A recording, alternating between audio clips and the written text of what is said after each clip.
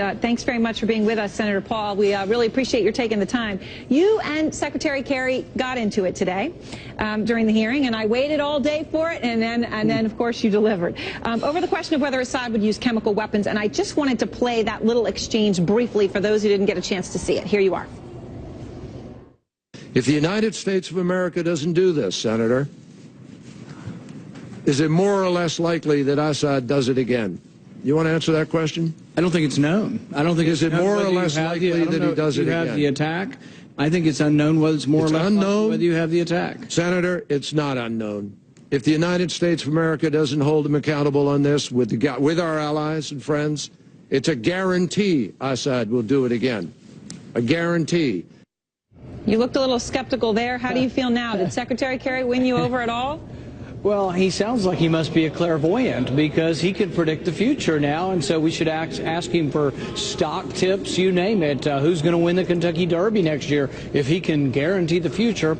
No one can guarantee the future. We don't know how Assad will react. And I think there's an equal argument to be made that if the U.S. bombs him, that it will be more likely that he launches another gas attack, more likely that he might attack Israel, more likely that there'd be more instability in the region, more likely that the Russians might get involved and Iran might get involved. So I think there are arguments to be made on both sides of this, but it's not some kind of slam dunk guarantee that Secretary Kerry makes it out to be. He's overstating his ability to predict the future.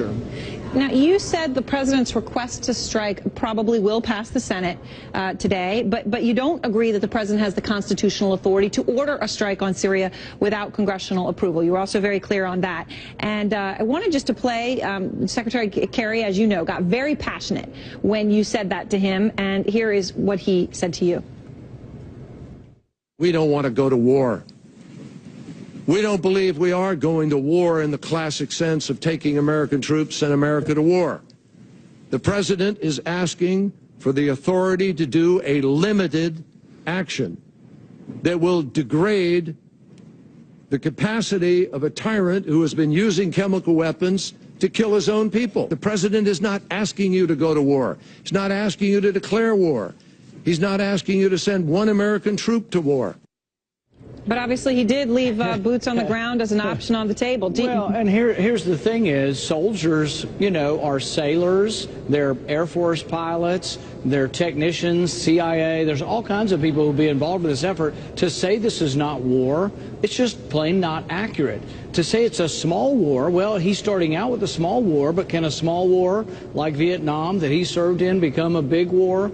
No, I think he's not accounting for the fact that the Constitution does not differentiate between small war and big war. The Constitution says the legislature gets to decide. And what I pressed him on is that I am proud of the president for coming to Congress, but the president says he has to say he will adhere to our verdict. He can't come to us in theater and say, oh, you guys get to vote, but it may not count if I don't like your vote. He can't do that. Now, Senator, before we go, I have to ask you one more thing, though, because obviously high-ranking Republicans, as you know, have come around and said they're going to support the president on that list. You've got John McCain, who wanted the president to go further. You have John Boehner. You have Eric Cantor. They say voting against him on this would undermine the office of President of the United States. And here is John McCain and John Boehner. A vote against that resolution by Congress, I think, would be catastrophic because it would undermine the credibility of the United States of America and the president. This is something that the United States as a country needs to do. I'm going to support the president's call for action. I believe that my colleagues should support this call for action. Do you have any concern that your vote, which I know is a firm no, would hurt the office of presidency of the United States? You know, I take my responsibility very seriously, and I'm not too concerned about the president's public relations. I am concerned, though, about young men and young women who serve in our military, and I vote as if it's my son or your son going to war. I can't send them to war to fight for stalemate. I can't send them to war with no clear military objective. And I can't send anybody to war when our goal is not victory. Our goal is stalemate. They've already said they don't even want to topple Assad. They just want a negotiated settlement after they blast him with a few bombs. I can't see anyone's son or daughter fighting for that.